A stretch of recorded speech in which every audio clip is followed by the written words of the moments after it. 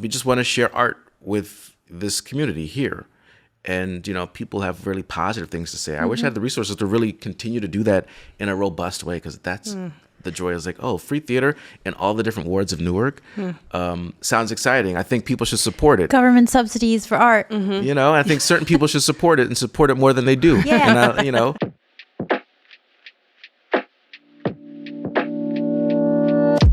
Hey, I'm Cynthia, storyteller, spiritual softie, hija de too many identities to count, and one half of this diasporic duo. And I'm Amy, creative curator, intuitive thinker, hija de inmigrantes, and this is Decaf Soul. Welcome back to Decaf Soul. Today we present on stage our Spotlight series where we sit down with artists, storytellers who are transforming how we experience theater.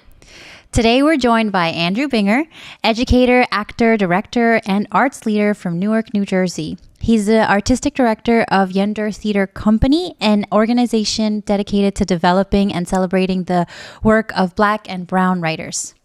Under his leadership, Yendor has staged performances all across Newark, from museums to public libraries, neighborhood stages, and continues to shape what inclusive, community-rooted theater looks like.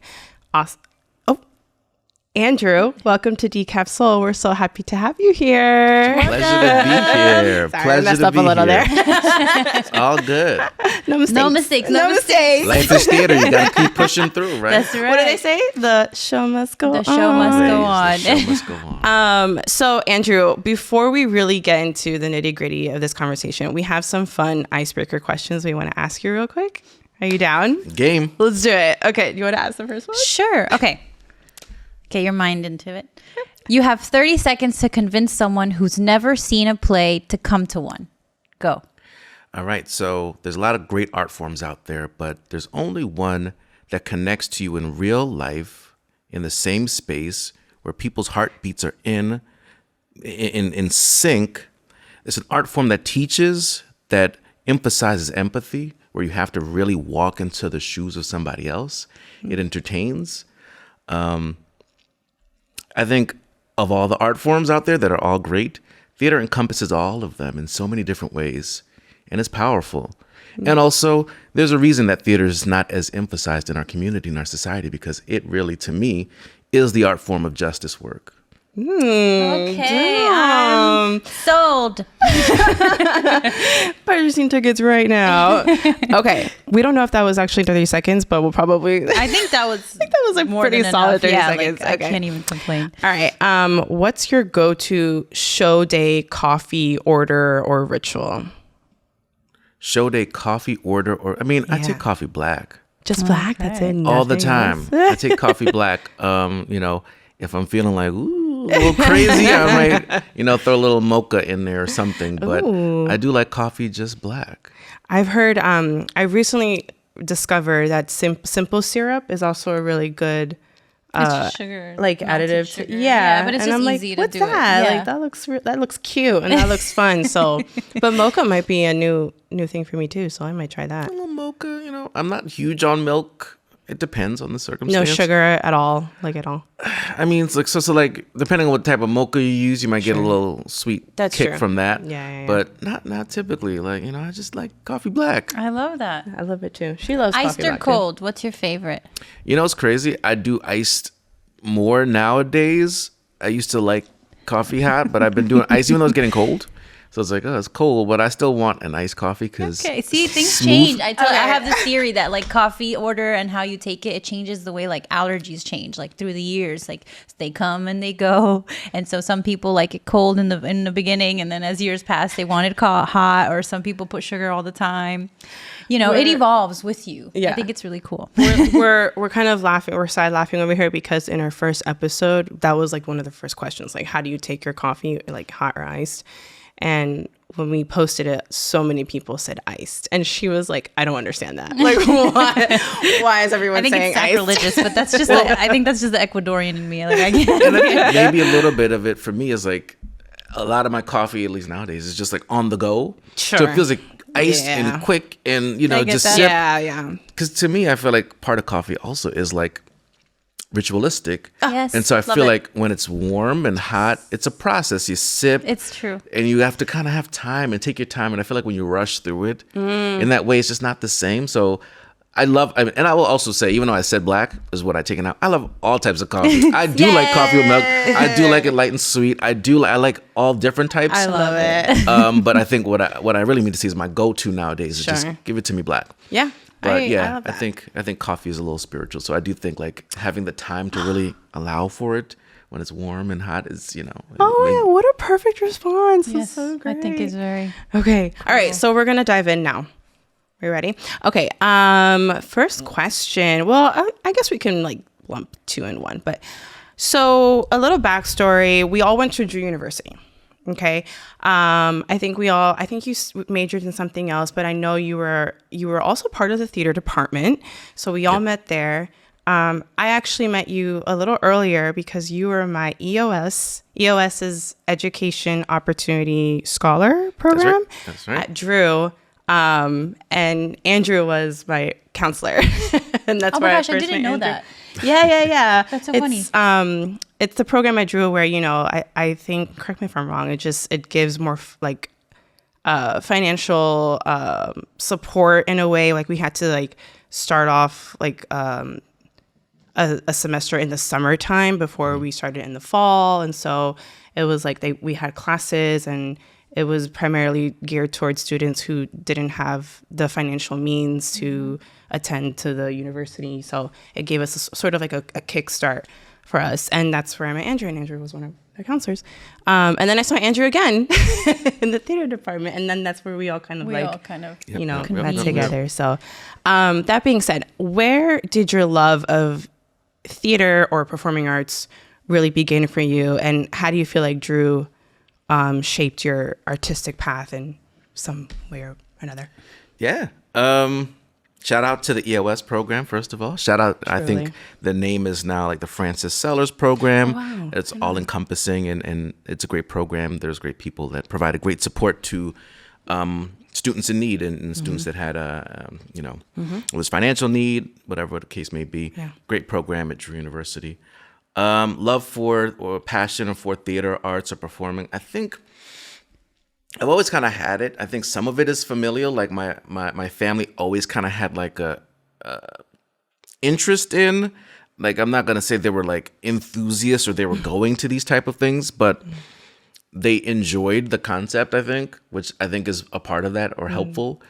I will say when I was in elementary school in Orange, New Jersey, there was like we'd have music and choir, so I was always in those type of programs, and they'd have like summer programs, and we did like little musical type things.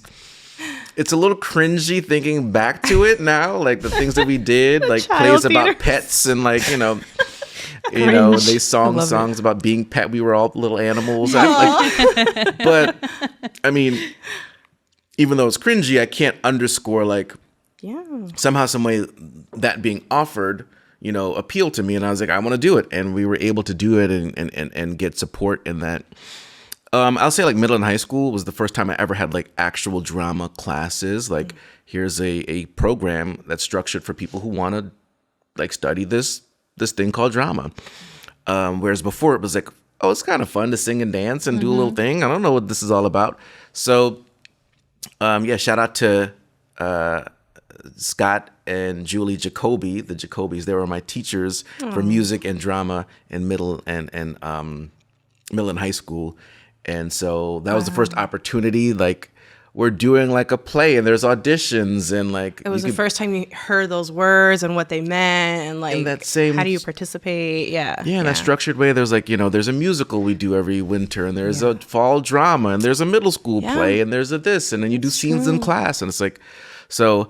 I'll say I think it kind of started. The nexus of it started in elementary school, but like the formal processes and like a structured setting really was middle and high school. The other thing I guess I could shout out too, when I was in elementary school, I decided to run for student council in fourth grade. And so the faculty person, Miss Arnetta Jones, she was good friends with my grandmother. they were both like seamstresses and they sewed, and they would like, so I'd go to her house sometimes, and, they'd be like exchanging fabrics and sewing and stuff. And so I didn't know she was in charge of the student council. So for whatever reason, she like was like, hey, I'm going to help you write your speeches. So it's kind of funny because you make a speech to your student body, to your class in fourth grade to convince them, I want to be the vice president of the student council. And like working with her on speeches, like she had all of the things. She was very intense. Like I'd write a speech. I was like, oh, this is good. I'm going to get pizza Fridays. And I'm like, whatever. It's like, this is awful. It has to look like this. And you have to like look at everybody, and you slam your hand on the thing when you say this. And then you make eye contact with the people. Like the way she really broke down this process for me at like 10, 11. I mean, that's performance. That's theatrical. Yes. And like, she's like, this is the part where you could walk around the room. And so she really took me under her wings. I guess she was passionate about public speaking. And there's definitely interconnections between like that. And I think that's also what helped make me feel confident in being able to talk in front of audiences or perform or whatever the case may be, is getting that type of like, ooh, I know how to like structure this. And she was intense with it. I heard somewhere a long time ago that somebody had said that life is really about performance. It's really about how you wake up in the morning. Like, what is the act that you feel like you're going to put, not to say that everything that you're doing is like super fake and like performative, but it's like in a way that I get what she was trying to say, but that it kind of, what you just said reminded me of that comment of like, your life could be a stage the way that you intend it to be, so it's pretty cool that she basically was like, this is how you do it. Like, this is how you really have to get votes in. Mm-hmm. And I won, so I mean, it worked. I love it.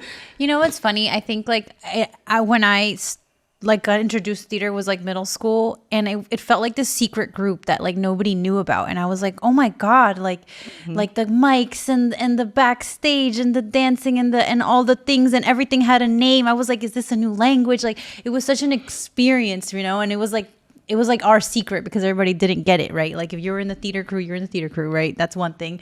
And it's this whole little world and this whole thing. And then you go out and nobody gets it, but you're like, it's a beautiful community that you get to build very early on. And I think that's what attracts some of us to it, like, definitely.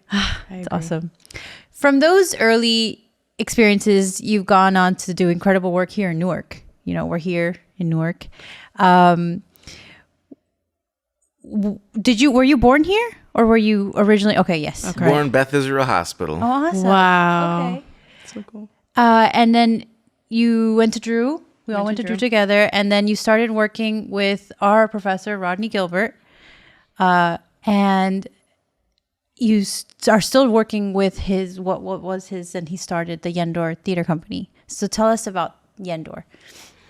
Kind of even connected to the question you asked previously, after high school, going to Drew University, and part of what appealed to me to go to Drew was that it's this big theater school. It's got this great theater program. I think at the time when I applied, it was like number one on the Princeton Review's list of top theater colleges, obviously not, including conservatories and things like that. But,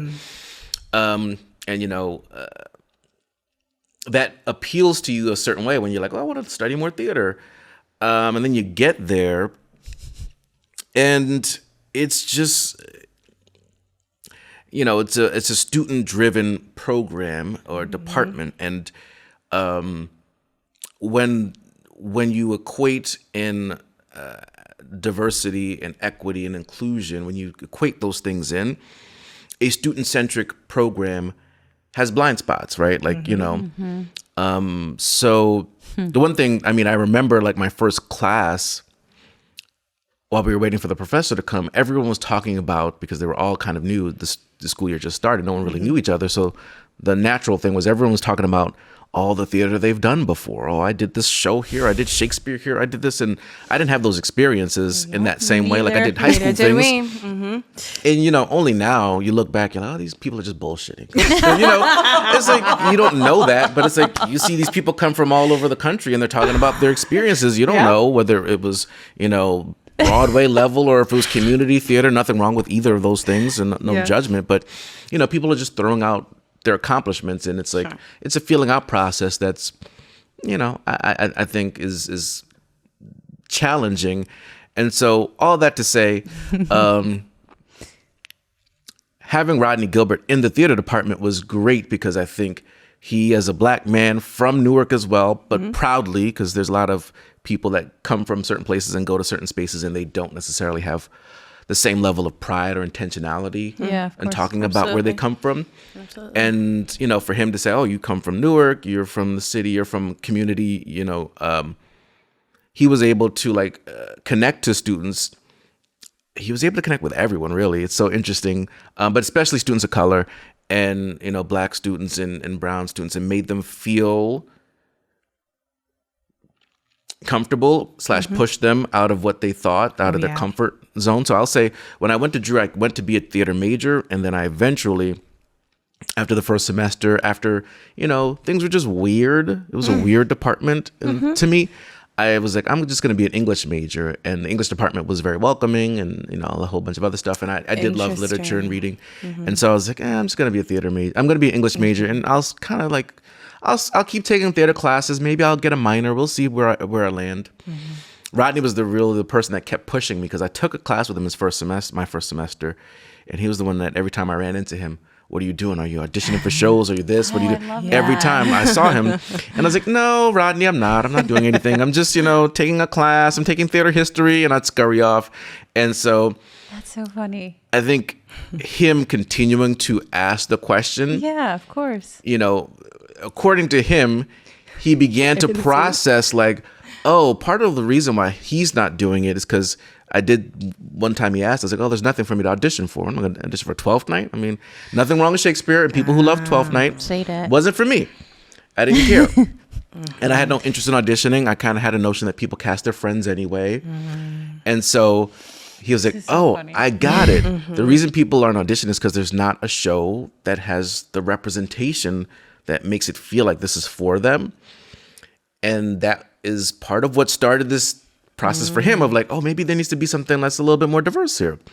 Wow. And then, you know, he'd say that and people would be like, we do diverse shows. We did Ragtime once. Okay. You know what's funny? But you had the ability at that age, because I feel like what you're saying is like the same experience I ran into, but I didn't have the smarts, or I don't know what the right word is, to be like, oh, I can step away, do a different major, maybe still do the classes and maybe, but I felt all of that, but I didn't know I could do that, you know, and I didn't know what to call it. I didn't know how to say like, well, maybe there aren't roles. Like, no, I was like, I have to fit into the role that you're like, you know, it was this pressure that I felt like I have to find a way to find my place in this thing that you're building, instead of being like, no, you aren't making space for me right now. And I can say that. Now I could say that, and I would probably say that a mile away before even, you know, going through that whole experience. But I didn't know how to say that. And it's really cool that you at 18, freshman, could put it together and be like, hey, something's a little off, right? But like, I still love it. Let me still figure it out, right? But yeah, and it's tough. I mean, I think I do credit my own high school experience a little bit with that, where the Jacobys that I mentioned, like, you know, they gave me some great advice, and I don't know if they even credit it. Like, I remember Mr. Jacoby one time, he challenged me to ask. It might have been like I had to ask financial aid for money for like prom, and I'm like, why would I ask financial aid for prom money? Like they give you tuition, they give you whatever financial aid office in high school does. And he was like, the worst they could do is say no. And so I was like, I mean, when you think about it, if that's the worst that could happen, I might as well go ask. And asking, they were like, yeah, sure, we have money for this. We have money set aside. And they gave me money. Yeah. So I guess like it was something small, but like that lesson was like, wow, you don't really know unless you ask. Yeah. And, you know, I guess I would say that that's maybe like the foundation of some of like my thought process around advocating for yourself. So yeah, I think like it was interesting, and a bunch of things happened all at the same time at Drew, where it's like Rodney's asking these questions. I was in class with Jerry Smith, right, from the English department. She's a great Black professor. And she always kind of would talk about like, oh, I'd love to see Black plays here. We should do a Raisin in the Sun. I was in African American theater with Lisa Brenner, and that, you know, and I have this experience, and I don't want to rant too much about college because I see the parallels between my life now. But like taking an African American theater class with a white Jewish woman, and she acknowledged her role. Like, hey, this is my identity. Right. So I probably am not the one who should be teaching this class. I've studied it, blah, blah, blah. But, you know, I don't have these lived experiences. And I appreciate that she acknowledged it, and she brought in Rodney all the time. And like, it was great because Rodney would come in and he'd like, you know, flip everything over. Like, you know, you're all talking about this like this, but this is actually the experience in Newark. And that was always so valuable. And yeah, he just always had a way of like talking to the students and pushing them. Like, you know, I think one of the classes that he visited, he kept me and a couple of other Black male students aside, after, and he's like, hey, y'all are in this class and y'all are not speaking. You're letting everyone else speak. And like, what happens when other people are speaking and telling the story and blah, blah, blah. Like, you know, you got to advocate, you got to tell your own truth too. And it's like pushing students to be like, yo, the things, we're here, right? We're talking about, you know, this play about this experience, and it's not just academic, right? No. Just because you can connect to it academically. I read it, and you know, this is the climax, and I thought the character was weak, and this is something different, right? And there is value in the lived experience. In fact, there might be more value in that than anything else. And if you don't have it, you maybe shouldn't be the one to affirm what this is about, you know, because that begins to change. That begins to change how the collective thinks about this thing. And I think we can see that as a challenge of 2025, of how we got to 2025, the challenge of our country all the time, that people are telling stories and there's voices that don't get heard often. And the thing about Rodney was he was the one who was very proud, very loud, very vocal, and also had the ability to pour into other people so that they could express their own truth in the same way, whatever that meant, right? And so, yeah, you know, he decided he wanted to direct this play, Raise It in the Sun at Drew, and they credited it as the first Black play, even though some people still are holding on to Ragtime. And, you know, hey, we love Ragtime, I guess.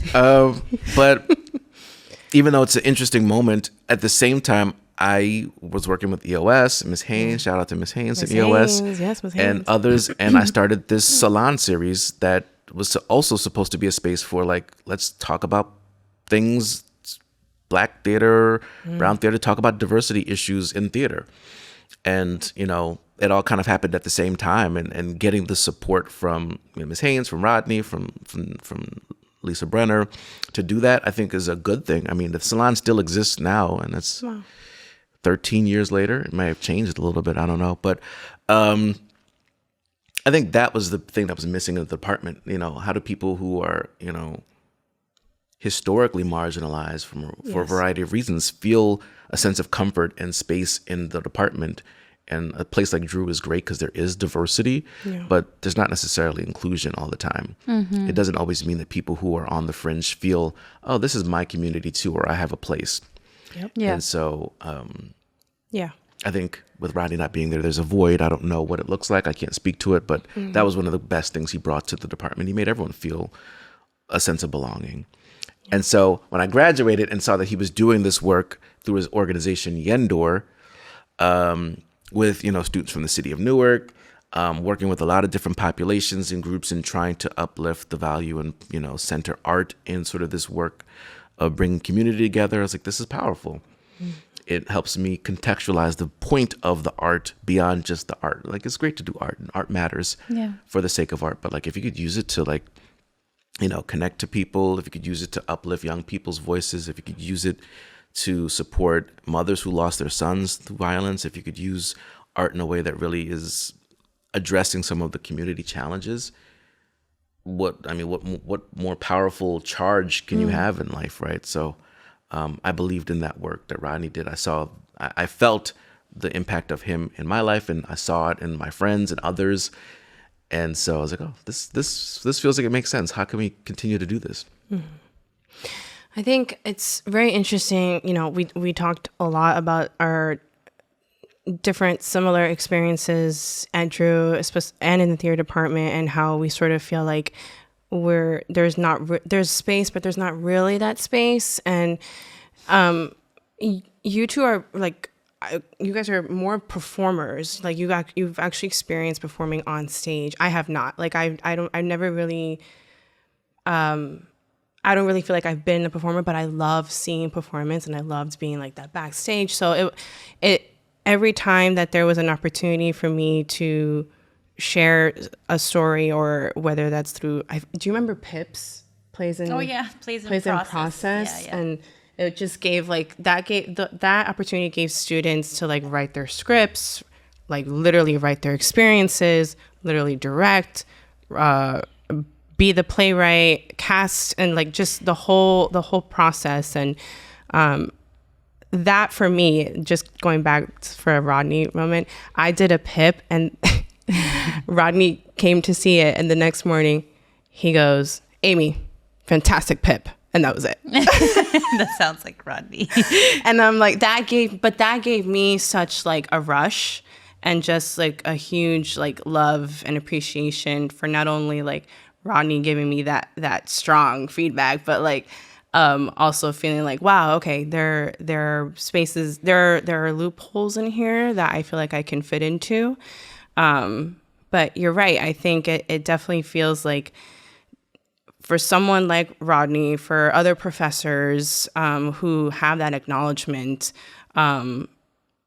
whether that's their own experiences or not, I can feel the efforts being made. You know, like we took that Latin American class, like we've never read Latin American plays. That was our senior year, and that was not until our senior year. I didn't know, because if you think about from high school, you go in, there's so many things you just don't know in the beginning. You don't know that you can tell your story a certain way. You don't know that. I just didn't know personally. Maybe other people knew, right? But I did do theater in high school, but I also was doing like Our Town, and like that was the theater I knew. I didn't know that there was this huge plethora of Latin American plays that literally, if you go through that whole canon, you can know the history of Latin America, which was really cool with that class, right? And you're like, I learned so much about the history of Latin America through my theater class, which was crazy to me, because I was like, I've never knew these wars happened in Argentina, or this war happened in DR, or this happened there, or this dictator. And you hold on to that, right? No, like, yeah, it's still in my head. You hold on to it for life. Because you're like, oh, this is art. This is what, you know, it's not just like the lights and the songs and the same canon move shows that we see every time, all the time, right? No, real art is like, let's tell our story in a way that like transcends just telling the story, like not just the facts, but like, how do we make this beautiful so that people can also understand it? Because if you're just talking about death and war and it's depressing, right? But that's the difference, right? We get a chance to kind of not take away from it, but find a way to reach other people without making them run away scared, you know? And like, I didn't realize that until later on. And it's true, I guess, because that happened our senior year. So it took a while, 4 years to get there, you know? So everything you're saying is so true, and it's so. I hope that Drew is a little more inclusive in that way. You know, I don't know. Hard to know. We would have to have conversations with them. Talk to them. Hit us up from the department. But and I think it goes back to my pitch of like, you know, I think when I think of justice work through the arts, and I think all art forms are responding to it, but the ways in which theater responds to what's happening in society is so deep, where you can really understand. It can lead you to further exploration. I want to do more research about this situation. You know, that idea of, you know, presenting viewpoints and perspectives, and really digging into, you know, looking at a particular situation through the eyes of this particular character, learning empathy. Like the way theater encompasses justice work, and the way artists, Black and brown and otherwise, have done that in their pieces is so rich and deep.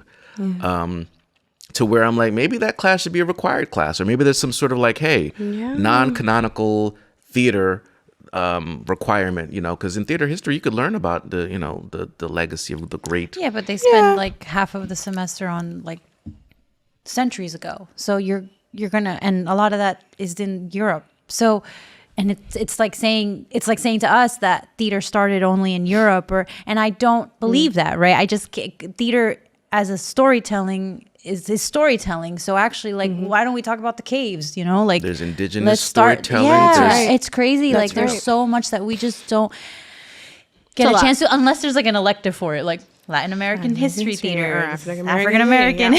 You're an Women, extra. we had the women's theater history class, Oh my God, which we was did. awesome because I was Right. like, wow, there's so many things here. Like it really every single one that we got to take opened my brain up to be like, wow, right? It should be like part of the curriculum, especially if we're talking about a curriculum that's kind of like, it's not like a conservatory. So and they do so, but what do we know, right? I'm not the the person doing that. Yeah, you know a lot, and I'm like, I think there's value because I think it enriches all people's experiences, right? Like if you're going to Drew and you want to go explore New York theater, all these things are happening, and you know, there's a privilege where you can be in the theater space and never think about these other perspectives. But if you look at New York theater as a whole, there's significant disparities as far as who gets produced and, whatever. Absolutely. But all these other things are a part of it. There are Black and brown storytellers off Broadway, on Broadway. Like these things are happening. So I think it helps make all students a more informed participant in the professional space that they want to go in, if that's actually what they want to do. Definitely. So with that, we talked a little bit about Rodney. We talked about his legacy with Yendor. With the foundation, you've taken on some pretty cool and ambitious projects. And how would you describe your artistic leadership style right now? Do you feel like it changed when you first started at Yendor to like now? Like, how do you envision that for yourself? It's a challenge because I think I was working with Rodney a couple of years. The theater stuff really started in 2016 with Rodney, and I think he kind of like he brought a couple of us to the table as the quote unquote leaders with him. Shakur and Nicolette and Steph, who's an ancestor now, and I think it's, we only really worked in that capacity for about a year before Rodney unfortunately passed as well. And so it's like, I think it's one of those things where you're like, you've learned some things, but have you really learned? And so a lot of this process has been like learning on the job or like learning in action. Like it's not necessarily been like, okay, I've got the guidebook, I've got the answers. Okay, if X happens, then I should do Y, and then Z will. It's like a lot of it's been learning on the job. I think Rodney was so well connected in Newark that it's like his connections allow certain doors to open. And, me and Kareem and Malcolm, who work with me at Yendor, still, I think all three of us could attest at certain moments where still Rodney opens doors for us because, it's like, there's people who are like, oh yeah, I'm trying to do this theater thing. They're like, okay, cool. And I'm like, yeah, I work with Yendor, Rodney's organization, oh, Rodney? Right. It's like, you still get that thing of like, okay, now I'll talk to you because before you're just some person I don't know. So it still happens. But awesome. Yeah, I think leadership style, I think I just learned a whole lot about this space because it's like, it's part of it's the theater part, but the other part of it is like being rooted in Newark and has its own unique circumstances. It's not like other cities. And so, yeah, I think it's you just learn so much. And it's evolving. Yeah. It's evolving all the time. I think that I probably have grown maybe as a problem solver. Like, okay, if we want to do this way, but this is not going to work out. Yeah. What do we do to pivot? Yeah. Also a little bit more of like, sometimes I guess maybe knowing when to let go. Like, okay, this thing is great and maybe this is not meant to happen right now. And it's okay. We don't have to beat ourselves up, but you're going to figure out when it can happen again. Yeah. So, yeah, I don't know. I do think, I think that's components of the artistic leadership style. And I think, like if I had my way all the time and I could do whatever I want and I had all the resources that I needed, I think, hopefully what we do would be much more reflective of what I envision. Like, I think there's like what I envision is out there. And then what we do is like, we're working towards it. We're getting there. So while we're waiting to get to where I hope we could get, is also just trying to listen and be in tune. Yeah. People have critiques like, oh, you do this play and this play, but what about these type of people? What about this type of situation? What about these things? What about these voices? Like, you're absolutely right. Back to the drawing board. Let's figure out how we do this. Hopefully. Oh my gosh. Well, I think you're doing a great job. If you could describe even just a fraction of what you envision, like what would it look like? Like, I mean, ultimate vision, is, a theater where, Black and brown stories are told, and that includes the plethora of Black and brown, right? Like, Black and brown doesn't just mean African American, right? I think Black and brown could be, from so many different communities and groups and voices, and I think we haven't really touched on or explored that as much, right? Obviously, the intersection of Black and brown with other things like, women identity and queer identity. And I think those things are important. Yeah. And I think we've only scratched that a little bit. Okay. I think it's this theater that operates somewhat like a traditional theater in the sense that, there's shows, people pay tickets to go see it, but also still stays rooted to community and still like is offering things that are free and accessible. Like and programs for people and like programs and production. So like, we started this kind of birthed out of stuff we were doing with Rodney, but like seeing the power of being outdoors and being in community in ways that other theaters just don't. It's like, oh, there's power here and I don't want to ever lose that. So we started doing productions of plays like in each of the neighborhoods or in each of the wards of Newark and trying to like get into actual neighborhoods. Like, that's awesome. Because it feels like those are places where people may have never seen a play. Not exclusively. There's clearly people that have, but if you pop up a full production of a play, you bring a stage and sound and blah blah blah, in off of Clinton Avenue or off of Central Ave in the West Ward, like what's the possibility? And I think people are like curious initially. It's like, what's happening here? Yeah. And it's like, there's something really exciting about like, hey, we're doing a free show and we want you to come if you want to come. And there'll be food and you could take it if you want. You could take it and go. And you don't have to necessarily stay for the show, but you should stay, but you don't have to. We're not policing it. We just want to share art with this community here. And, people have really positive things to say. I wish I had the resources to really continue to do that in a robust way, because that's the joy is like, oh, free theater in all the different wards of Newark.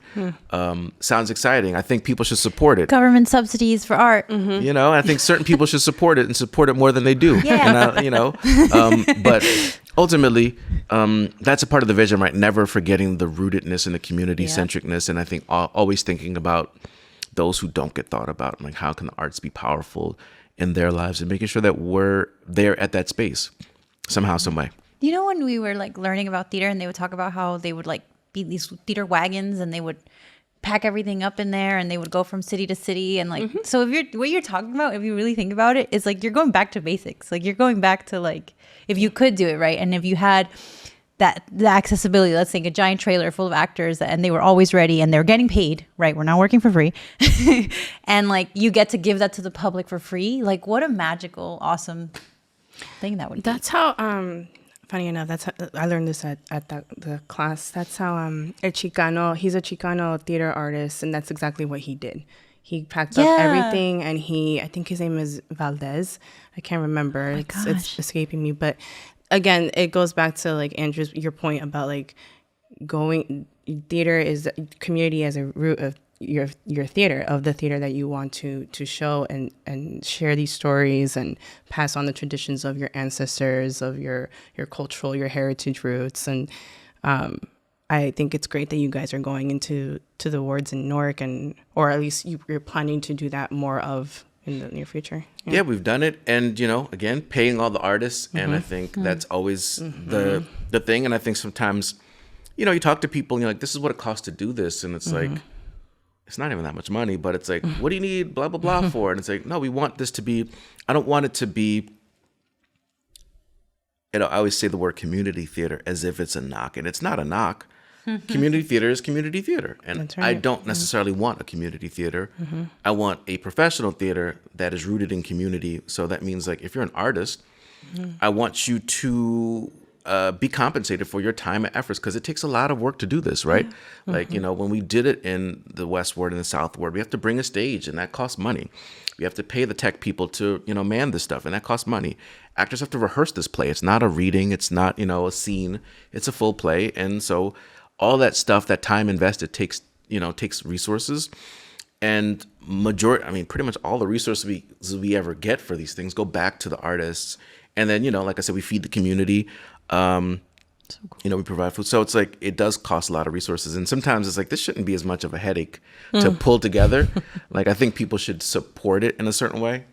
But I think wanting to stay rooted, I think it's really cool when you get to, like, once in a while, you'll get like an actor from New York who's like, they have a perspective of what theater is. And it's like, okay, well, welcome to Newark. This is what it's going to be. I love it. And I always feel like when you have those experiences, people always uplift, like, they've not had a theater experience like this, because no one's necessarily thinking about how to stay really rooted and connected to community. And I get it, because as an artist, you're like, especially you're an actor, you're like, I'm trying to get to I'm doing my, I'm trying to get through this, and not even in a selfish way, but it's like I need to support myself, right? 100%. I'm auditioning for this show, I'm auditioning for this later. Hopefully my episode of Law and Order airs tonight, and like they're hustling. So like being able to be really intentional and rooted can be really difficult, but they love the opportunity once it's provided. Like, wow, this is really cool, because the people that come to the shows are like, I've never seen a play before, especially not down the street from my house. Yeah. So Yeah.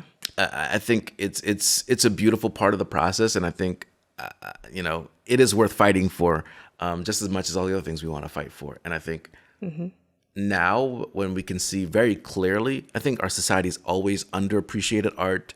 I think theater has always been like one of the more underappreciated arts in the spectrum of underappreciated arts. But now when we see like intentional attacks on artists, arts institutions, going back to the roots of some of the ways that our ancestors or those who've come before us have found ways to share their art, and thinking about like, what can we learn, even if things are a little different? What can we learn about grassroots approaches to presenting art? I think is going to help potentially sustain us in this trying time.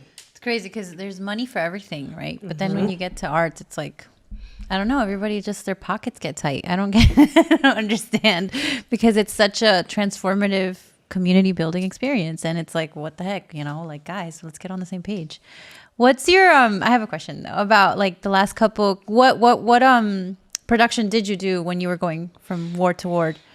So the last one, at least, or your favorite one? We've done a couple of things. And so, 2019, we did a play about gang violence, but it was kind of like a satire, but it was meant to open up really important conversations. And it's like, it was a cool play.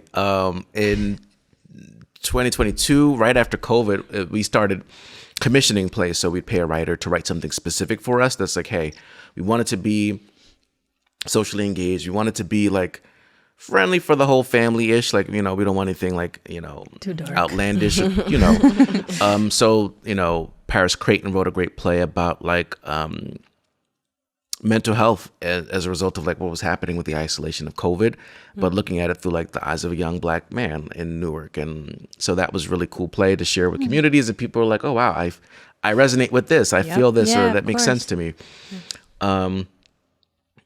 After that, Pia Wilson wrote a cool Afrofuturistic play about like imagining Newark like 100 years in the future. Like, what does it look like? What's the technology? And, it was imaginative, and it maybe was something that I probably wouldn't have chosen personally. Not chosen, but like that topic or that idea or that type of exploration. But obviously we're commissioning the writer. They write what they choose. And it's like, oh, it's great, because you wouldn't have thought of it. It's like, this is the exciting part. It's kind of scary when you commission and, you're like, okay, write what you choose, right? We're not going to put any guardrails on your creativity per se. And they come back with something that's like, you read it, you produce it, and you're like, wow, this is super interesting, because like people really connected with it. I mean, I ran into someone last week, and they were like, I still remember the play you did that, and it was this, and it was set in Newark in the 100, and it's like, it connected with people, right? And so it's like, that's the ultimate goal, right? It's not even about me per se. And I mean, I love the play too, and Pia is such a great writer, and has really deep Newark roots, and and lives here in Newark, and all that stuff. So it's like, that's the ultimate goal, is to do that. So it's like, to be able to say we did this play in the South Ward, we did this play in the West Ward, we did this play in the North Ward, Central Ward. Like, I think that's really cool to be able to say, like, this was the world premiere production. It was written for the community, and it happened in multiple spaces where the community actually is, and everybody got paid. Everybody got paid to do it, to do their art. Amen. Awesome. Yeah, that's Wow. cool. That's Amen. really cool. So I want to talk about some of the certain projects that you've done with Yendor. I read about the Solo series. Can you tell us a little bit more about the Solo series? I can. So, I personally like one-person shows. I think they're really exciting and interesting because typically, it's an exploration of, like, it allows the artist who creates it to, like, explore identity in a sort of a very deep way. And I think it's like a real gut check for an artist, like an actor. If you're acting in a one-person show and it's just you for however long that one-person show is, like, that's a real, like, I love the notion of the challenge. So I remember when I was in high school, one of the great things about going to an independent school that has resources, they took us to see a show in the city called No Child by Nalaja Sun. Okay. And it was a one-person show, and it's kind of about her experience as a teaching artist, teaching kids. I don't know where in New York, but, you know, teaching Black and brown kids in New York City, like a Shakespeare play or something. And it's like her journey of doing that. So she has all these, you know, characters, these kids, these young people who are characters in this play that she wrote. And she does them all by herself. So she's going from, I'm the teacher, like, everyone listen up, okay. Then she's playing the character, the kid that doesn't want to listen. And, like, seeing it was like, wow, she did all those characters and she really, like, committed to being all these characters. And I was like, that's so cool. And so, funny enough, I'll say, Drew, shout out to Drew and the Newark Theater Collaboration Advantage Arts. The first summer they did I got to be a part of the first summer program for Advantage Arts, and the play they did was actually that play No Child by Nalaja Sun. But obviously we cast the students as the students, like we casted it not as a one-person show. And she came to see it, and I got to tell her I saw this play when I was in high school, and it was really good. And she, like, signed my play, and I was like, oh my god, full circle moment. Full circle moment. That. So I've always just really loved one-person shows, and so I've seen so many, and I was like, you know, there's something really magical and powerful about this medium. So I was like, let's create, like, a series for, like, Black and brown artists to share one-person show. So we called it Solo, SOUL-O. I get it now. Because these are plays with soul. These are one-person shows with soul.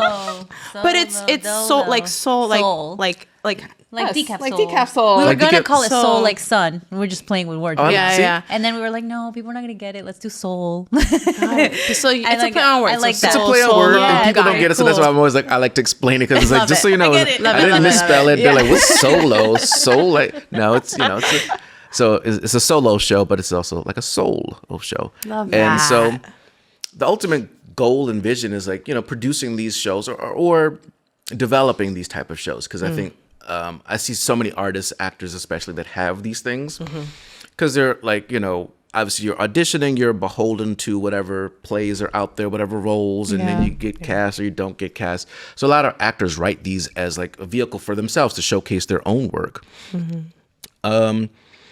So I think it's a cool medium. So I wanted to create a space where we could, like, workshop them if that's what's needed. Artists can get another opportunity to play with it with an audience.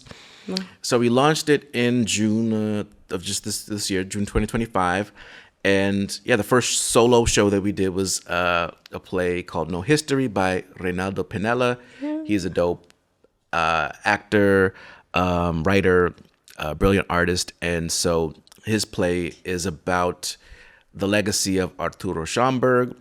And I think similar to Reynaldo, Arturo sits in between this Black and brown identity and sort of like looking at Afro-Latinidad, especially that time period, and the value of preservation of history. And that's obviously Schomburg's work. And so it's a really cool exploration of Schomburg, the historian, Schomburg sort of preserving history, but also insight into Schomburg's life, and kind of like there's a liminality to like, hey, you're kind of like in these in between spaces. So like, are you fully embraced as sort of Black? Are you fully embraced as Latina? What are you? And kind of like whatever challenges comes with that. So it's a really cool piece that's in development. And Reynaldo had an opportunity to share it with really cool audiences. So I was really excited that he was like, oh, I'd love to share this in development with audience in Newark. So we got to do that. He did 2 shows here at NJ Pack, and then we had a cool talk back reception. We had food, and he got to really engage with the audience. And what was really cool was, at least for me, seeing this talk back, seeing people, sharing their experiences. So many people in the audience were like, wow, I'm also Afro-Latino. Like, and there's people I knew for the longest time, like, I didn't know you were Afro-Latino. But it's like, but the cool part is like, wow, you felt seen and affirmed in this, in hearing this show and hearing him talk about his own experiences and being like, yeah, I do sit in this in-between space, and there is this challenge, and there is this, whatever. And it's like, this is why we did it. It's like, there's an exploration of identity that these solo shows can have that I think will resonate with people, will resonate with everyone, especially if you share, portion of that identity in some way. Wow. How does that process go? Like, do you pick one, pick up or the artist, or the artist yeah. go to you? I was wondering. So, so for this first iteration, the vision was that, we would launch it with something, like we would pick something and we would launch this series. The ultimate hope and goal is that artists will be able to submit themselves to their one-person shows and explain like whatever part of the process they're at. So they may have a fully realized play that they've already done, and they just want to bring it to a new audience. And I think that's exciting. Like, okay, you've already produced this, you're not necessarily looking to workshop it, you're looking to share it. And that's cool. Or, hey, I've written some, I have a draft, and I'd love to continue the development process. I think either is cool. And through that process, we'll be able to kind of do a little bit of like, sometimes we're developing the piece, sometimes we're just sharing a piece that's, fully realized. I think the exchange and the feedback part is always going to be built in somewhere where people can, express how they felt and that experience. And so that's the ultimate vision. We're going to create a platform for people to submit their solo show ideas. And, if they want to work with us here in Newark and share it and bring it to life. I love it just so much. Yes. Do you So have great. someone in the works for the next one yet, or just curious? You don't have to say.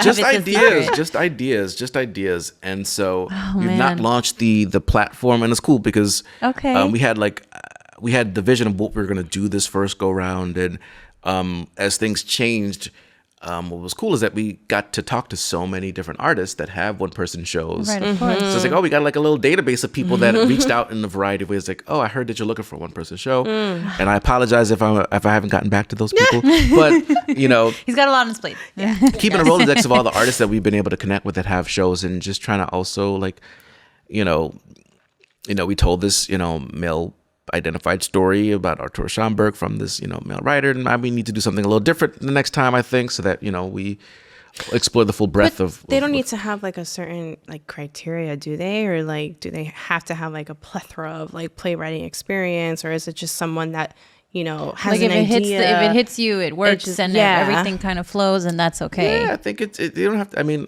I don't know, but I don't imagine all the people who write these are always like playwrights. I think, like I said, sometimes they're just actors who they're looking for a medium to express.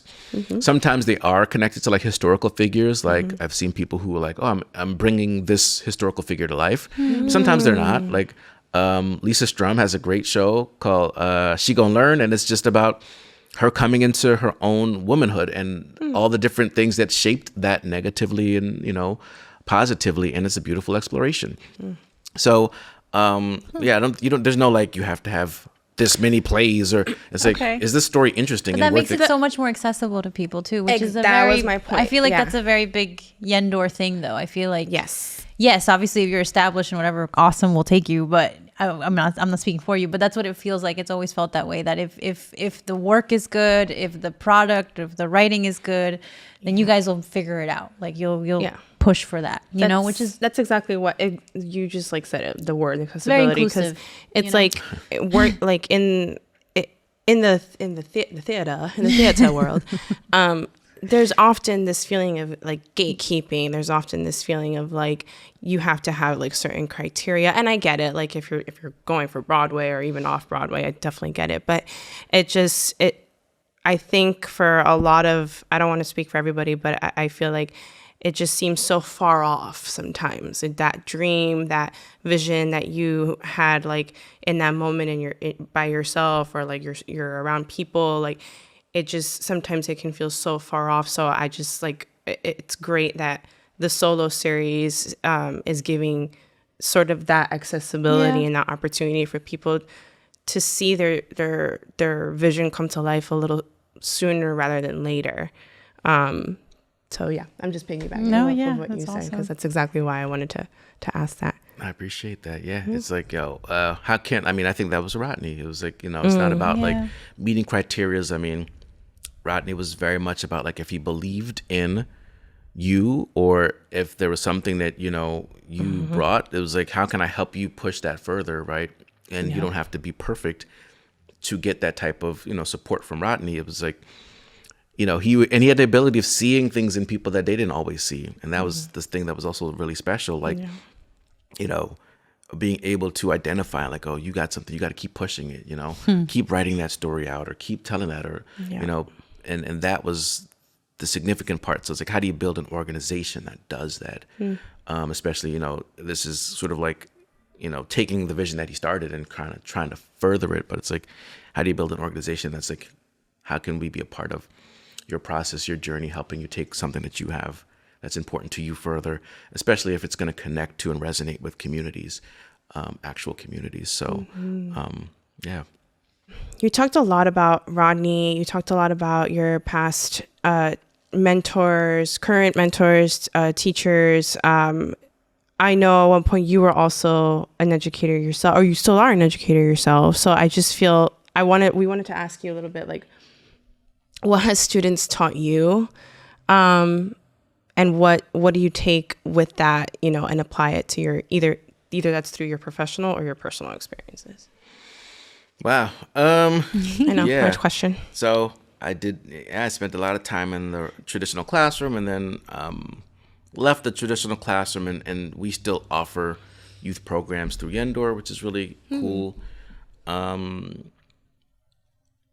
I think the biggest thing I take away from like all of my educational experiences, I guess, being in the classroom, traditional and non-traditional, I think is like part of what I think is the challenge in education, is we don't allow opportunity for students to speak and share enough. I think like the opportunity to really like allow students to lead, I think it's a scary notion, right? Like I think the traditional thought is like, this is the framework for how you teach, how you lead a class, how you manage the class, how you discipline, how you this, how you that. And I think it was last year I did I created I don't want to say curriculum, but the programming, and led a leadership workshop or a leadership series for students, high school students. They're all juniors. And it was like an after school thing. It's about like policy, and they all came in every week for this program. And like the first 20 minutes, they just spent talking about whatever they experienced in school. And, it's in a way that was like authentic, like, hey, talk about what there's I don't work for the school, so I don't care what you say. And, say it in whatever ways make sense. But as I continued to listen to them, what I began to see is like in a system where we spend millions of dollars on consultants to help us figure out what's wrong with schools, these students are telling us exactly what's wrong with schools as it concerns their own experience, right? And so like I walk away with like, we dictate so much for young people, and we expect a compliance.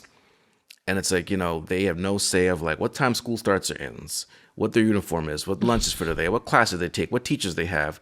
And it's like, it's hard when you set up all these things that you have to do, right, and expect compliance with it. And if you veer from that, you're dealt with in a certain way, right? And it's like, oh, well, have you ever asked them if there's a challenge in getting to school at 7:30, and it doesn't necessarily excuse per se, but it's like, if you know that, well, I have to get my little sister to school by 7:45 and my mom is not home, so blah, blah, blah, blah. That may be why they walk up into the school late, and then it causes all the challenges that you have and you're chasing and trying to correct. But yeah, this was like an informal focus group we got every time the students came in, because they were sharing about like, I don't like this teacher because blah, blah, blah, blah, blah. I was like, oh, you don't like them because what you're saying is they don't listen to you. They assume that you're doing blah, blah, blah before you, and it's like, how can we build programs that are like sharing the space with young people versus like, we're dictating what it is and what it isn't. And I think that's a missing piece. I think allowing young people to share, like, I think young people experience all the things that are happening in the city of Newark, where we deal with a whole slew of challenges, environmental injustices and challenges around crime and violence. And in addition to all the great things that have happened in the city, like some of the things we're still struggling with. I'm like, have we really leaned into the wealth of knowledge that young people have? Because they see these things. They're at the intersection of these things. They're witnessing what's happening. And they have thoughts and ideas. And, I think if we're not at least creating space for them at the table to share in a way that's, open and honest, then it's like, of course, we're going to continue to have these challenges. So, I bring that back to Yendor. It's like, okay, our youth programs have to have some sort of like shared component to it. I think it can't just be us saying what it needs to be. I think there's got to be some sharing of that space. What's funny? I think like part of the reason that it feels that way is, it sucks to say, but it's like we're getting indoctrinated from a very young age. Like, we have to be here at a certain time. We have to do this thing by this time. Yeah. We have to listen to this person. It doesn't matter if it doesn't fit our life or it's completely detrimental to our whatever. This is how it has to be. And then we grow up and we're like, okay, this is how it has to be. And then we don't realize that we can have agency for our lives.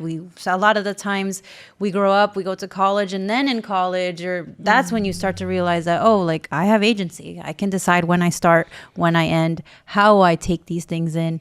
But that doesn't happen because when you're young, we're told to fit the box, right? We're taught that. So that's a very interesting way of seeing it, because I don't think many educators talk like that. They just nope. Or maybe I'm wrong, maybe because I'm not around them as much. You're not wrong. You're not wrong at all. You're not wrong at all. Like, it's pretty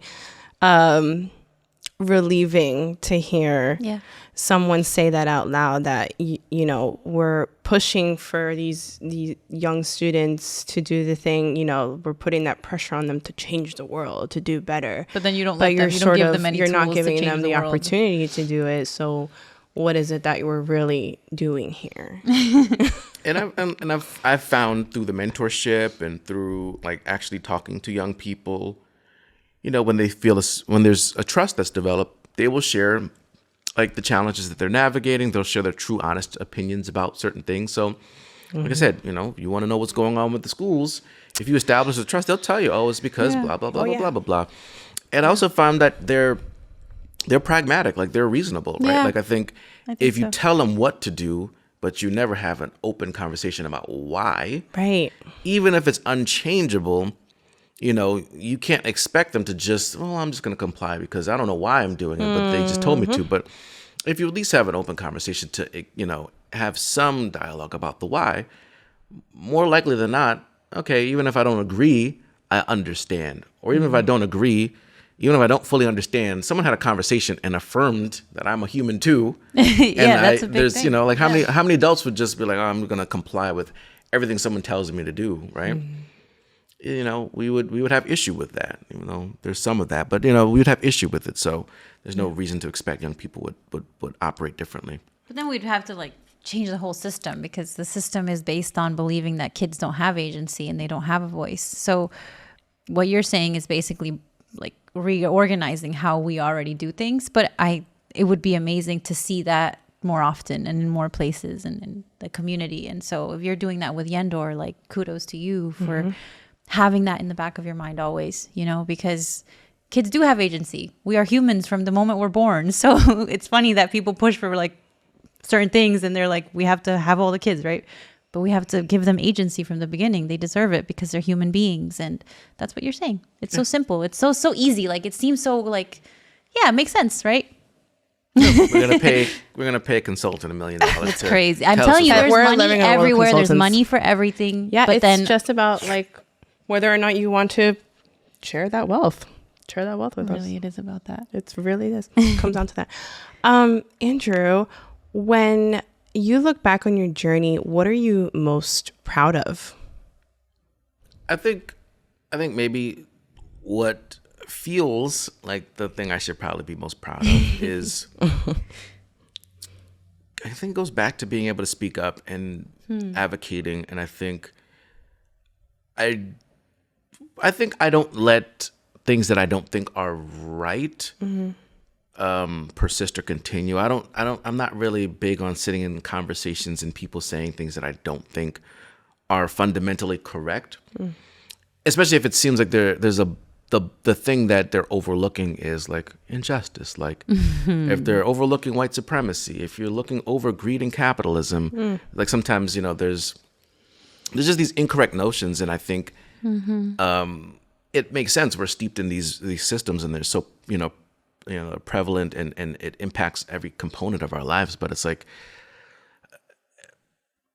on the way to changing it, you got to at least be in tune with it, right? And it's like, I like to think that at the very least, I'm like, oh, if this sounds wrong. Okay, I'm going to say something versus like, I think there is sometimes instances where you're in shared space or you're in community. And it's like, it's hard to say what's right, even though you think it. And I'm hoping and learning to try to just be better at that. Cause I think at the very least, even if it's rejected, the truth is valuable to uplift.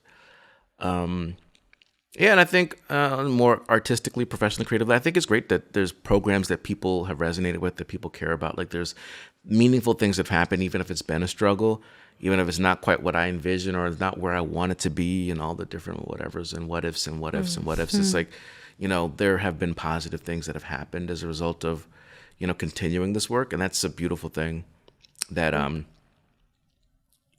others can say that, in addition to, I think it too, but it's always good when other people can uplift it because it's like, okay, this does mean something outside of what I think, or this does mean something because ultimately the goal is to make other people feel seen, make them feel heard, make them feel a sense of belonging, enjoyment, whatever the case may be. So that's always good, I think.